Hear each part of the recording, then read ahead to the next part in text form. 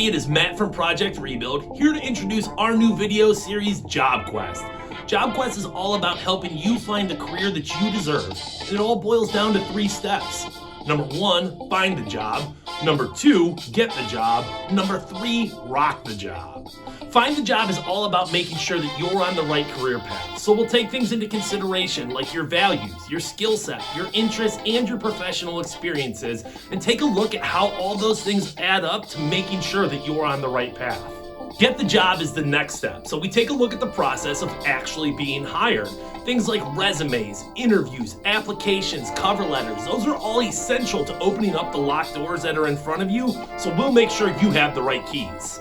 And last, but certainly not least, you gotta rock the job. So we'll cover things like professional communication and etiquette, how to grow your career, and that stressful first day. We don't want you to just survive at work, we want you to thrive at work. Does that sound like a lot? Well, it is. As the world and the job market continue to change, you've got to evolve along with it. But with the right mindset, a little bit of practice, and our help, we know you can get that career that you've always deserved.